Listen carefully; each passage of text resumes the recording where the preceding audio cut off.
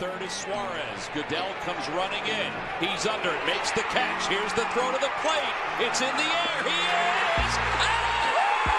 Cameron Redpath's on! Oh, man, what a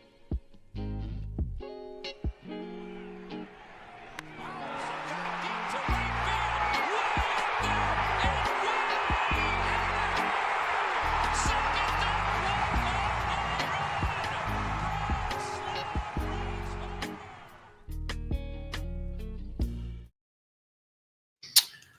All right, and welcome into the last positive Stupid Money podcast of the season because it's the season preview. So this is probably the most optimistic it'll be for a while with the way these things go. But seriously, we are going to preview everything, give some predictions first. Wanted to get into some roster moves as the Phillies kind of finalize the roster for opening day. Ranger Suarez is going to start on the IL with this back issue. Apparently going to miss 2 to 3 starts.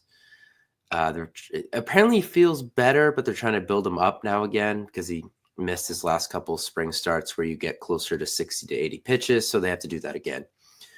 So Taijuan Walker is going to get at least 2 starts, it looks like. So I hate to say it, the Phillies are not going to start 15-0. There's a couple auto L's in there. So that's something that sucks, but honestly, get Ranger right. He clearly was not right at the end of last season when they needed him in the playoffs. We talked about this. The Phillies are going to have a lot more pitching options. Hopefully, everyone stays healthy this time around come playoffs because you have Luzardo, you have Painter now as an option. Chris Sanchez is more trustworthy on a longer workload now. So there's going to be more options for them in the playoffs. So you could play with Ranger a little bit, but just get him there, see what happens. Cody Clemens made the team, which was a little surprising because he's a lefty, kind of plays corner positions too, where the Phillies are pretty stacked already. If you consider that Harper, Castellanos, and one of Marsh and Kepler is pretty much going to play every day. So yeah, he's behind Sosa, he's probably the best bench player the Phillies had in camp. So it makes sense to bring him bat-wise, but in terms of where he's going to play and when he's going to play, I really don't know. That's an interesting one. Strom looks like he's going to come up with the team, even though he's supposed to pitch today and had the finger problem from zipping up his suitcase or something, whatever the hell that was. And then finally, most importantly, the DJ did not make the team. So he can go talk crap to some AAA teams. We'll let Marshawn, a real backup catcher, get some reps. So I don't know if there's any surprises to you there, but that's kind of the gist of the spring roster battles, I guess, best way to put it. Yeah, the biggest surprise to me out of all the news that came out in like the last week and a half or whatever, when everything's kind of been flowing in, is that apparently they have trade interest for Buddy Kennedy. Yeah. That was I think I kind of expected Clemens to, just because, like you said, aside from Sosa, he's kind of the best bench bat they have right now. Like Christian Arroyo had a good spring, some of the other guys, but really once Weston Wilson went down with the injury, I think the writing was kind of on the wall that it was going to be Cody Clemens. I agree with you that they need a righty, but I think at this point in time, I saw a tweet yesterday that, a name that would be interesting, the Mariners DFA'd Mitch Haniger, or the Giants. Yeah. So he has some pedigree of being, a good hitter in the last 3 or 4 years. I'd be interested to see that, but I think Clemens is a solid piece. He's had some good moments for them. He worked quality at bats, so for the most part, I trust Cody Clemens to be a bench bat. It's just a matter of, like you said, where does he kind of fit into the puzzle as that lefty? And he showed the versatility. He could play first. He played some second. He came up as a shortstop. And if he could do all that, I'm fairly confident you could kind of stick him in one of the corner outfield spots and he wouldn't kill you. Mm-hmm. So, the positional versatility is there. But I don't know if they expected Max Kepler to have as good of a spring as he did to kind of That's take. the thing. He was the best offensive player in camp this year. Yeah, to take that left field spot and run with it. Like, I think that was a little bit unexpected. He's had good years, but last year was obviously very down. So, like, as far as the roster moves in general, I don't think anything really surprised me. And as far as like the pitching goes with Ranger and not so much Shaw, mostly Ranger, because that's kind of an injury that looks like it might linger. It lingered last year a little bit. Like you said it today, I'd rather deal with Taiwan Walker in April and May and have Ranger and Painter kind of backload their innings towards the season, Yeah. as opposed to, oh, I don't want to watch Taiwan Walker against the Rockies on April 3rd. We need Ranger back now. So it's like, I think as a fan base, as irrational as we are at times, like this point of this core with this run that they've kind of been on the last 3 years, we know when the season really needs to start. And I'm fine with kind of being cautious with somebody like Ranger, working his way up throughout the season instead of rushing him back now. Yeah, and before we get into that, really quick, I did forget, they did pick up that Carlos Hernandez, the righty, out of the bullpen from the Royals. Last year, 30 innings, 3.30 ERA. Whip was a little high at 1.33.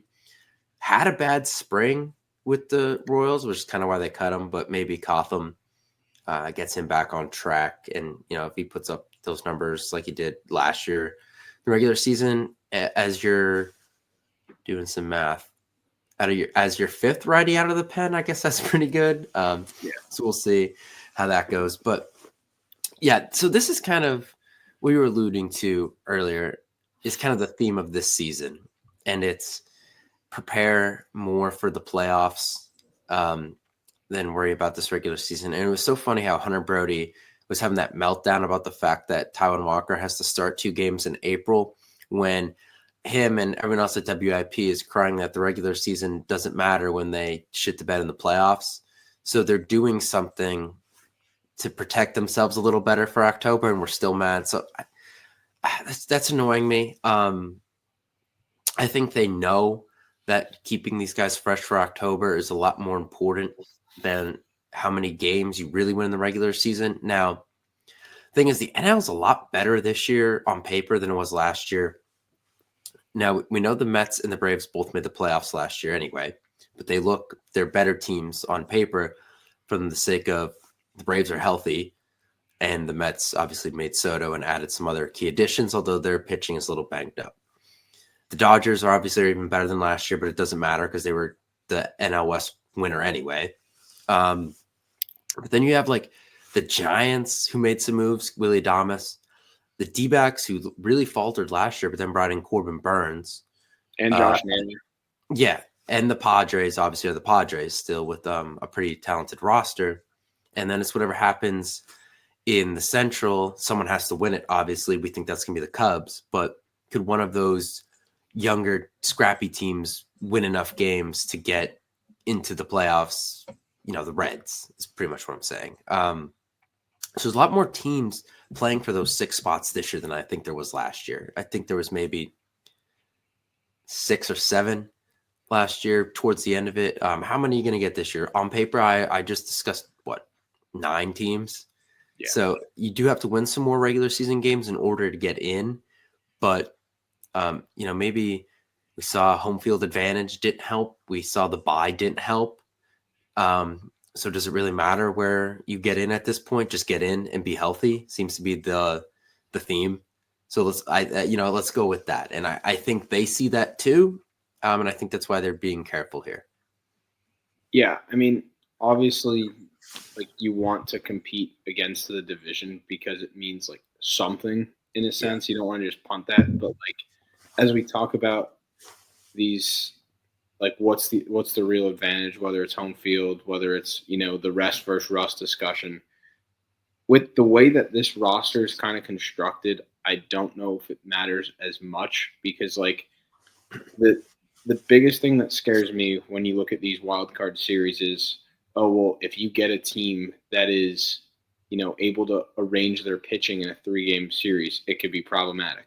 But Mm-hmm. when you look at the Phillies and you're going in with any mixture of Wheeler, Nola, Sanchez, Luzardo, and Suarez, and potentially a guy with the prospect pedigree of Andrew Painter, um, like the Phillies match up with anybody outside of maybe the Dodgers, and they're in the American League, but like the Mariners in terms of pitching for a 3-game series, and like Mm-hmm. I just named 5 elite starters, borderline elite starters with stuff wise, and not to mention Painter, and then you're putting like 3 of those guys in the bullpen as well. Like this roster is constructed to they're built for the playoffs in the sense that we've seen kind of since the Royals formula in 2015, get the starter out of the game as quick as possible and get to the bullpen. Obviously, with Wheeler, that's not necessarily the case. I'd prefer Zach Wheeler to pitch as deep into a game as possible. We saw what happened last year when he got pulled in the Oh, 7th. yeah. But when you have like the Suarez and like the flexibility to put these guys who don't make your rotation in the bullpen in the playoffs, like it just shortens a game so much. And if you could crack a lead early, then I feel pretty comfortable even if they end up in the wild card series. Like for me, this season's dictated on the offense because I'm very confident in the pitching being able to do what we expect the pitching to do. Yeah, so let's get into that. Obviously, we know Bryce Harper is probably going to do what Bryce Harper does in a season, but pretty much everyone else, I'll take Kyle Schwarber out of this, but pretty much everyone else, we don't know what we're getting. Are Real Muto and Castellanos about to fall off a cliff at this point in their careers? It's possible. Is a healthy Stott going to be more that guy that looks like a future 1 or 2 hitter, or what he was last year? Is Bohm, can he be first half Bohm and not second half Bohm? What is Trey Turner at this point? I don't know, he hit 295, but it still didn't always look good. And Marsh, obviously, what is he? Is he finally more than a platoon player? Can he hit lefties? Can he cut down the strikeout rate? And Max Kepler, obviously, is the ultimate wild card because the dude is hitting the cover off the ball in spring training. Is he, at this point, a quad A player? So he looked really good in spring training, or can he get back to where he was 2019 to 2023-ish, where he was, a 25 homer, like 800 plus OPS guy? Because if you get that, I mean, damn, that helps a lot. So there's just so many, outside of pretty much Harper and Schwarber, there's a lot of question marks on which way these guys can go. Yeah. Well, first, I'll applaud you on being man enough to ask the question, what is Trey Turner at this point? I know that probably took a lot out of you, but that was big. I guess I'll start there. Like you said, he hit 295 and he didn't, look great for some of the season. Obviously, the first half of the season before the hamstring injury, it was like, holy shit, this is the Trey Turner that we paid $300 million for. Like, he looked great. Yeah. And then kind of the hamstring injury threw him off. But, if you're getting a guy that's hitting 295 while looking uncomfortable most of the time, he's got it in there to, contend for the batting titles again. I think Right. the biggest thing with him and the rest of the team is the strikeout rate, like the swing and miss rate. Like, I'm not saying that his average is drastically going to jump. The batting average on balls in play is a real thing. But when you have, 99th, 100th percentile sprint speed like Trey Turner does, when you're moving down the line at 30 miles an hour, like putting the ball in play, you're going to put pressure on defenses that you don't when you're striking out at sliders in the other batter's box. So, like, just putting that game pressure on other teams and making them, make plays and just being able to move guys around or, striking out, but like not avoiding certain scenarios like that in big moments. So like that is the biggest thing with Turner and the entirety of the team, I think. And they showed signs of it, I think, depending on what happened today. look at the numbers, but I did see a tweet that they were leading baseball in walks in spring training. So like we've talked about it the last few years about changing the approach going into the season. It seems like, even if the swings are still a little flaily at times from what I've seen when I've been able to tune into games, like they've definitely made attempts at taking more pitches and walking more, which is good to see. There were times last year where they tried to do that and sacrifice power for it. They were more focused on making any kind of contact instead of like solid contact, which was a little bit problematic. Right. So the slug went down a little bit, but between the entire team doing that, but Stott walked 13 times and only struck out 6 this spring. So like you said, if he's healthy and could get back to being at least looking like the top of the order guy that, had the 20-plus game hit streak to start the season a year or two back, like he'd be the perfect complementary piece to what this lineup's trying to do. And that would allow like the Schwarbers and the Castellanos to gamble a little bit more on certain pitches or in certain situations if you have the guy who can walk or the guy who can make consistent contact like that behind you. So I don't need to see the average go up necessarily with the team, but ideally like seeing the whiff rate and the K rate go down, I think that would make like a world of difference in terms of consistency. Yeah, I mean that is the big thing. I know part of the reason they lead in spring training is the one day Boston threw like a bunch of double-A pitchers again, and they walked like 18 times. It was a mess. But I know like Stott did walk more than he struck out in spring training this year. It looked like he definitely took it to heart, which is good to see. I'd like to get back to the point where he could be one of my guys because I tried last year and he embarrassed me. So then Did you try? I tried early on and then he embarrassed me, so I was done with him. So yeah, the Bryson Stott TikTok bit and the poorly made ads with the golf carts and stuff. Yeah, let's hit the ball. No, but seriously, it is good to see that stuff. Marsh to me is like the one though, where it's like, how long are we going to keep this going? Like, we know what Bohm is, I think, for the most part at this point. It's been 5 years. Stott, if you believe Ruben Amaro, who I tend to not believe that guy, but he thinks that Stott was drastically, the injury was pretty much everything on his season last year, and that he can get back to the guy he was in 23. Okay, so then if that's true, then we know what he is. But it's like Marsh, it's like, is he a platoon player? Can he play every day? Like they're saying he's going to play every day. Yeah, we're past the platoon part somehow because I think Rojas is just an automatic 0 at the plate. I mean, he hit the ball pretty well in spring training. Yeah, but the thing is with Marsh, it's like Justin Crawford is starting the season in AAA. Yeah. So he can be here by July, and he's going to be playing center field. So with me, like, unless, Kepler walks after the year and they just push Marsh back to left field, like, hey, this is kind of your make or break year in Philly, Marsh, because they won't trade this Crawford kid. He's coming up to play. They made it clear they're not trading him at this point, I think. I think we're beyond that point when him and Miller weren't offered in crochet deals early in the offseason after they were at the deadline last year. So, he's coming. So I think this is make or break for him. So he's the guy I'm interested. Is it more of the same where you can't touch a lefty and the K rate's 40%, or, are you an everyday dude that we gave up, like, at the time, the best offensive catching prospect in baseball for you? So it's kind of time with him, I feel like. Everyone else, I think we know what they are. Whether they live up to that or not is on them. He's the kind of the guy, though, where it's like, all right, experiment time's over.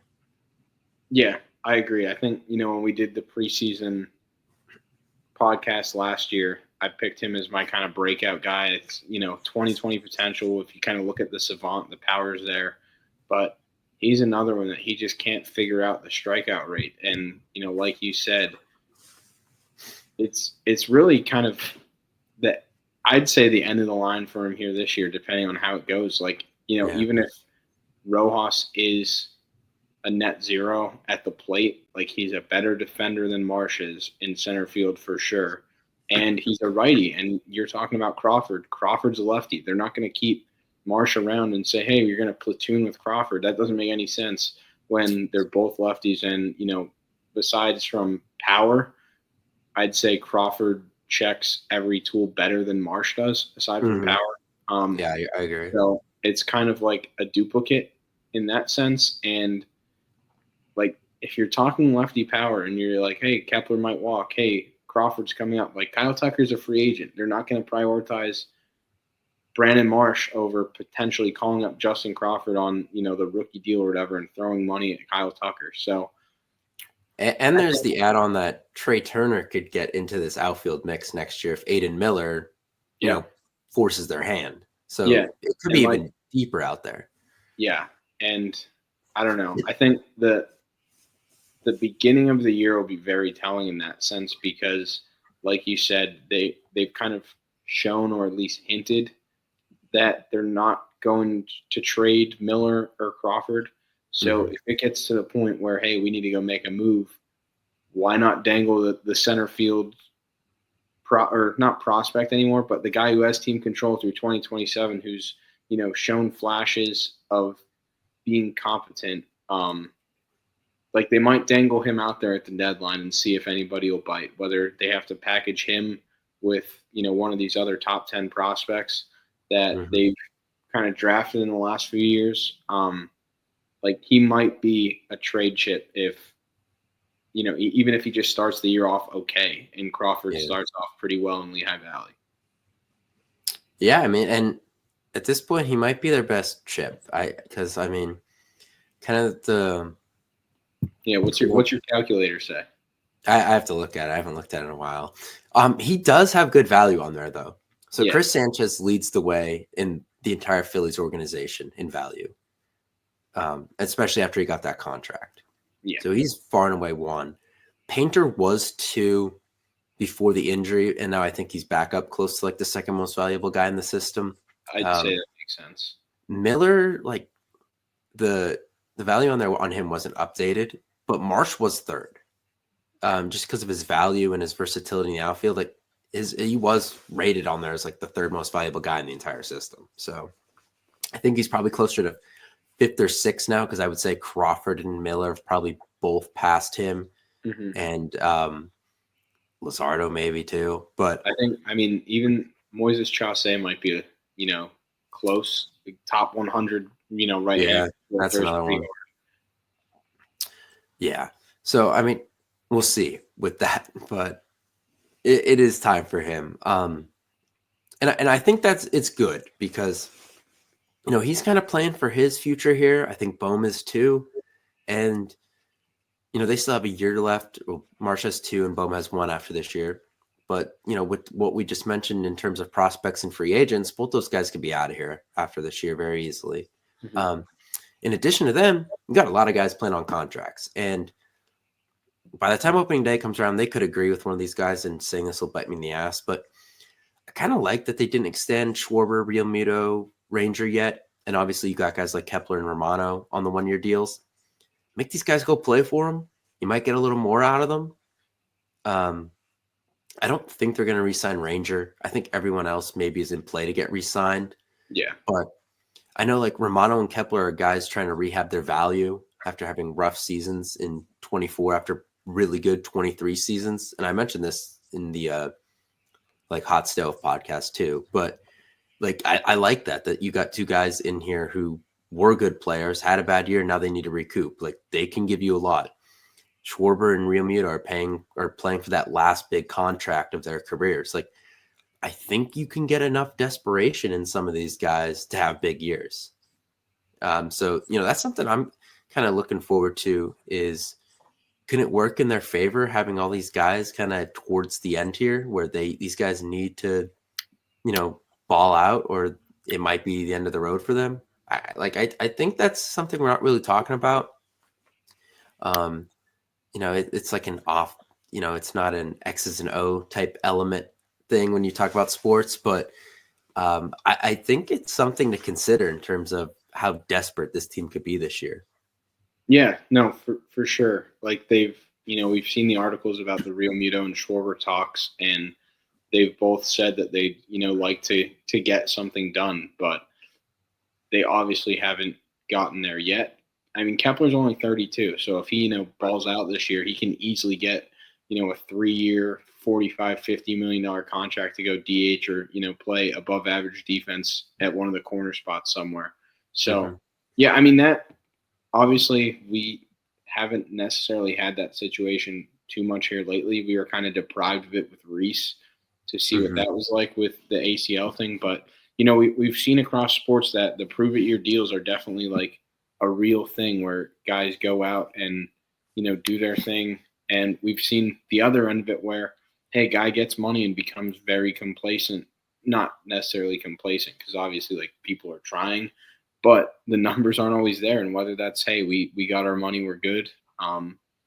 It's definitely all these guys are humans with families and everything that, they either want to do well in the season for to earn that next contract and provide for, or, they might say, hey, we got our contract. Let's, enjoy it a little bit. And they get a little bit lax. So it's definitely something that is going to be interesting to monitor. And on top of that, I think they like this core should, whether or not they do, they should kind of understand that, how shitty last year was on the fan base in terms of how it ended. Like, I know obviously Harper talks about it a lot, but seeing what the Eagles did this year and kind of seeing the hysteria that was going on around the city, obviously like football is a completely different entity, but seeing hysteria that was there around that and then realizing like, hey, we had a really good opportunity to do that, the last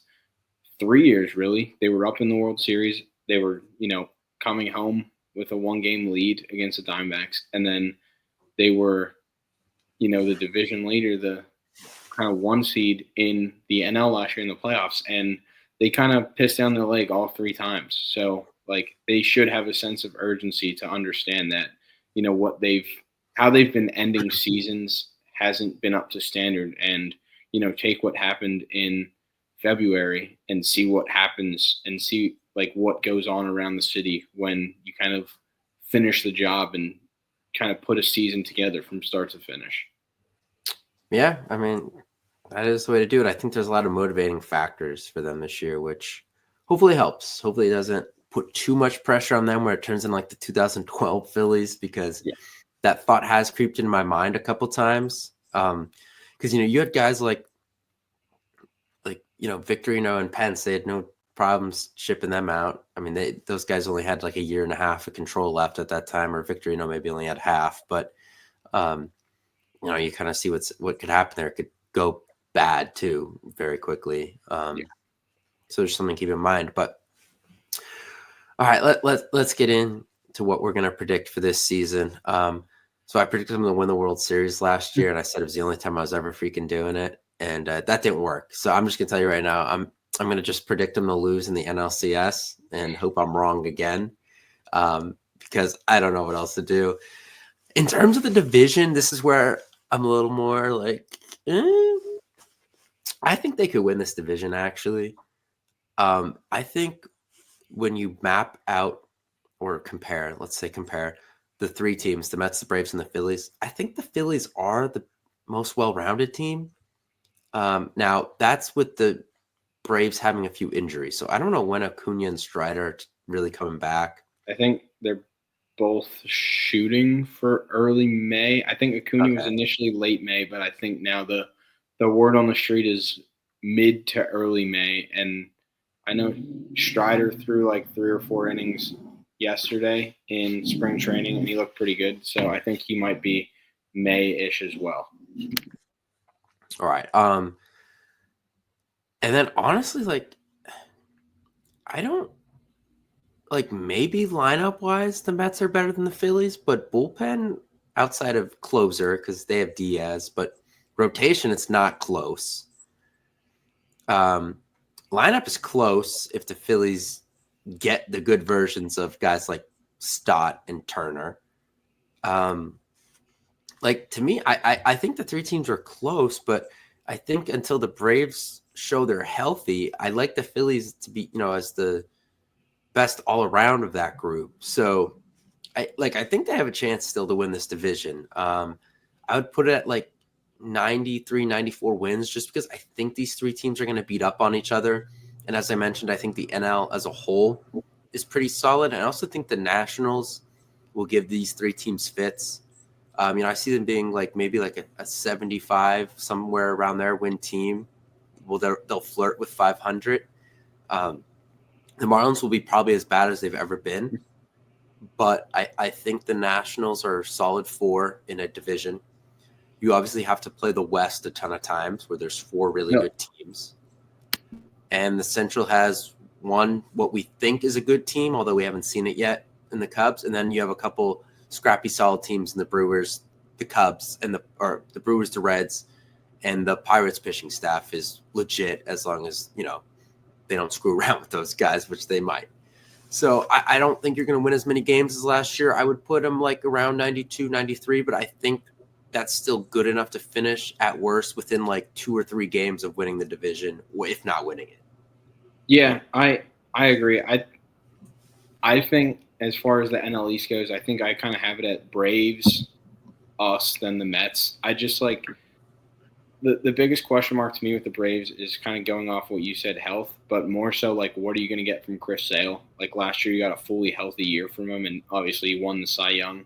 Like, can you expect that? He hasn't really ever been fully healthy in his career. For the most part, obviously, like Strider coming back, he'll probably be on some sort of innings limit at some point.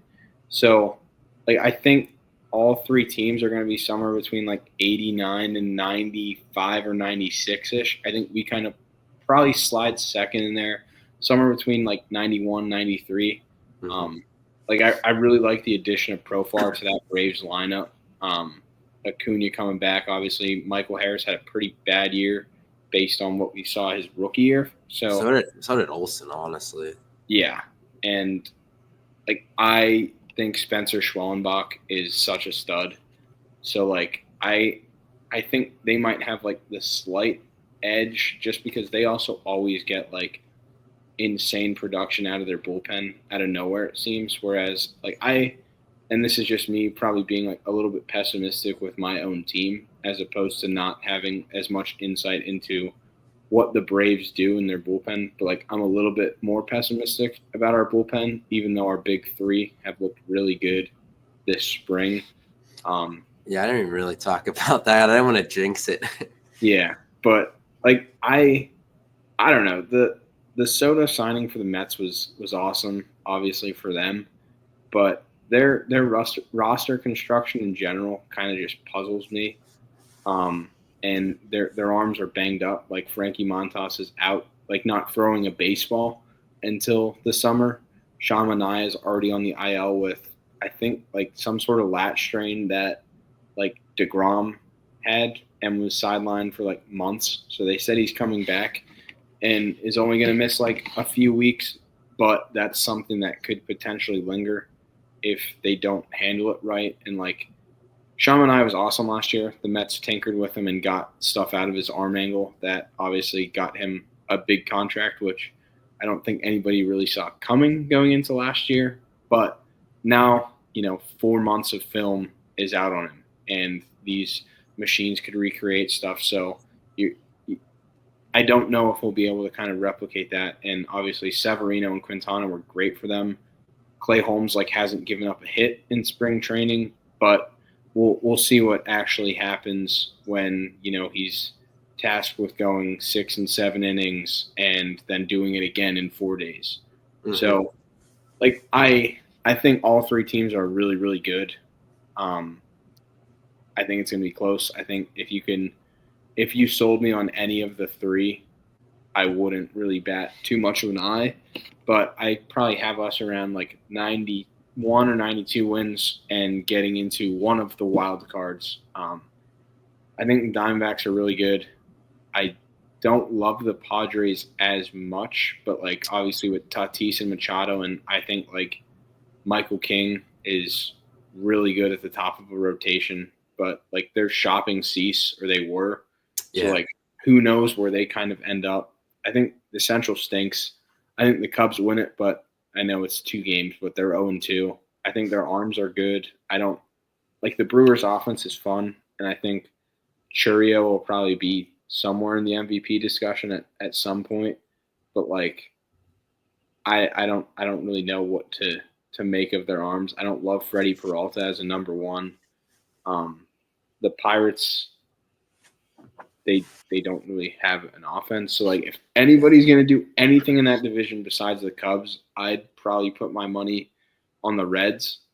But we're better than the Reds. So like, I don't think a wild card team necessarily comes out of the Central. I think it'll be the 3 division winners, us, probably the Mets, and then the Padres and the Diamondbacks fight for the last wild card. But I probably lean Diamondbacks just because I think Gallen and Kelly bounce back after down years by their standards, and then obviously adding Burns to that is pretty sick. So the NL is really good, and I think our division will kind of be the cream of the crop, despite the Dodgers doing, I don't know, probably breaking the win record at this rate, but we'll see what happens. I think we relatively comfortably, hopefully, knock on wood, get into a wild card spot that, might give us home field advantage.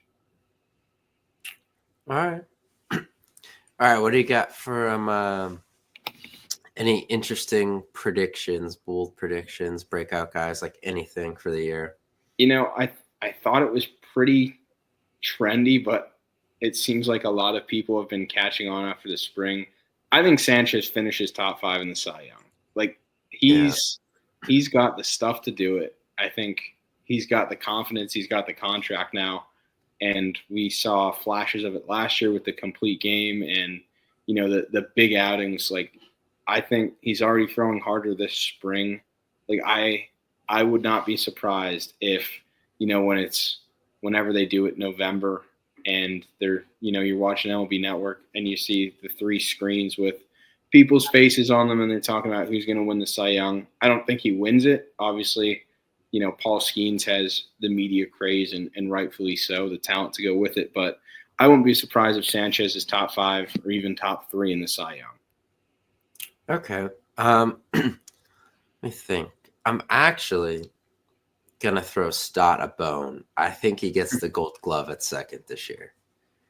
I thought he's been close a couple times. And if he's healthy, I think maybe gets it this year. I don't see much else award-wise. Like, could Wheeler finally not finish second in Cy Young voting? I don't know. The NL pitching is just so stacked that it's hard to predict anything there. MVP with Ohtani and Soto in the NL. Going to be hard for anyone else. Bryce would really have to go off to kind of beat. Yeah, it would have to be Bryce unless Trey somehow put in like a 320 average with 30 homers and 40 stolen base season, which I don't know if he still has that in him. If he did that, I don't even know if that, because Ohtani's going to pitch this year too.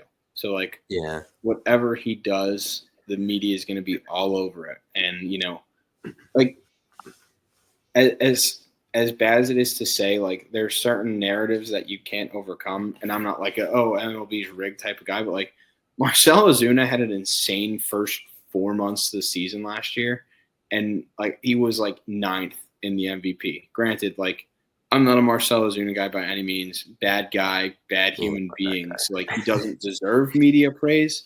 Like if you're just talking strictly baseball stats, at one point he's hitting like 320 with like 30 home runs and 80 RBIs, and it was like, 9th on NL MVP ladder. That was on like June 15th or something. Like when you're like talking against now, the $800 million man and Ohtani coming back to pitch, even like the Ellie De La Cruzes of the world and everything, like there's going to be certain media narratives that are out there. And, I think not to say fatigue, but like everyone kind of knows who Harper and Turner are. Harper has 2 MVPs. Like it would take like I'll say the year that Harper won the MVP with 85 RBIs or whatever, like 84 RBIs. That's just a bad year. Yeah, it certainly isn't going to happen this year. Right. No, definitely. I kind of mentioned this a couple episodes ago, but a bold prediction I have is they actually bring in somebody worth a damn at the deadline. Whether the Vladdy Blue Jays situation gets so bad where they're like, screw it, let's get something for him before he becomes a free agent. Whether one of these teams with these hard-throwing closers gives up, like you said, Durant on the Twins, I mentioned, I don't know, Miller on the A's, Joyce on the Angels. There's a lot of options out there. Like, I think this might be the year we finally get someone worth a damn at the deadline. Does Trout ask out? I don't know. Maybe. Would you even want him? Maybe he has a good year. Maybe come back player of the year, Mike Trout, heads to the Phillies. I think, though, that they understand the urgency there. And I don't know how much you can do when you know that Painter, Crawford, and Miller aren't going anywhere at this point in their careers, because they are literally the next wave of Phillies players starting in 2026. All three of them will probably be everyday starters for this team. So they're not getting traded at this point, I don't think, especially for a rental or a closer. Like we've talked about it a bunch. I think the farm system has definitely gotten better. They've done a really good job of international scouting between like the Bergola that got traded last year, Kaba who got traded for Luzardo, Tait who's in the system, but like Hao-Yu Lee was out of Taiwan or something. Like they've done a good job replenishing the farm after whatever Clentac did to it. But I think, like you said, those three guys kind of at the top, Painter, Miller, and Crawford, are obviously like superstar potential. They all have like 70, 80 grade tools, stuff like that. The rest of the top 10 in our system like doesn't scream big trade to me. Like the Dante Nori first round picks, the Griffin Burkholder has some good tools, but like it's not like these names that are like popping that you kind of read about going into the draft where it's like, okay, that's the guy who can headline these big trades. Like I can't picture if they want to pull off this big closer trade. Like I can't be like, oh, Dante Nori headlines a package. Like I just can't see that. Maybe Marsh does. Yeah. I mean, that's possible. I mean, like you got a team like the Twins that they don't want to be totally out of it, but let's get something back for a closer that we're not using because we're losing a lot this year, but we're still not, we're a team with some good players under control. Maybe they like someone like Marsh. And I mean, Byron Buxton gets hurt every time he plays center field, so maybe they go after the center fielder to take him off his feet. Yeah, maybe. So I mean, there's some different options there, but I do think, I don't know how they do it. They're gonna work some things around. Maybe Crawford is gone, but I do think that they do understand some of the urgency and desperation that's there, and they actually do make a move worth a damn at the deadline. Yeah, I agree, but I think by Memorial Day, I'll say Memorial Day. I'm trying to think of like what a realistic number is, but I'll say relatively early in the season, Romano cements himself as the closer. And I think he has to. I don't see him fitting in other roles. Well, I'm saying they're not going to make the closer move at the deadline. I think they make some sort of outfield move at the deadline because Romano was able to get 20 saves by the trade, or 25 saves by the trade deadline. Like I think the spring's been pretty promising for him. The numbers when he's healthy throughout his career have been pretty good. Last year he was pretty injured, didn't pitch a whole lot. When he did, it wasn't great. Yeah, I think he bounces back. They kind of let him go as the closer. It allows you to use some flexibility with Alvarado, Strahm, and Kirkring, and I think that frees them up at the deadline to be okay with trading some of their depth in the outfield, whether it's a Marsh Rojas. If you're trying to get off of Castellanos' contract, go get an outfielder by trading depth for depth. Harper to the outfield, Vladdy on first. There you go. Something like that. I don't know. I think that the move at the deadline is going to be a bat, and they'll fill the bullpen with whatever they need. But I think Romano, Alvarado, Kirkring, and Strahm are a good enough four to get by. I'd like somebody else there, but I think Romano holds down the ninth.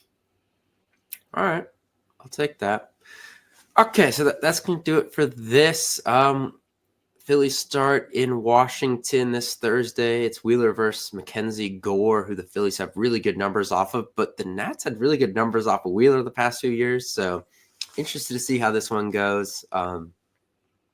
Phillies then, what is it, next Monday? They're home against the Rockies. Yeah. And then next weekend, the Dodgers come to town already. So we get that huge series right off the bat.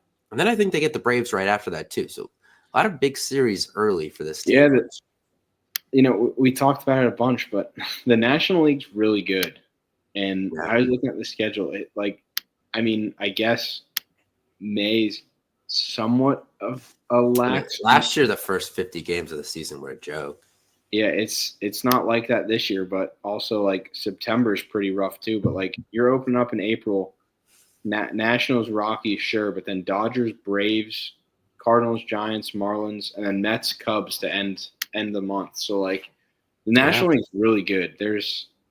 It's a tough schedule, but the Phillies are really good too. So other teams have to play them. That's a good point. We will see. All right, so we're gonna try to do it like last year, every 7 to 10 days, new one, unless something drastic was to happen, and then you'll hear from me. But till then, we'll see you hopefully 6-0. Next time oh no, wait, Taiwan's starting. Never mind. 5-1. April 3rd. Tie guys. 5-1.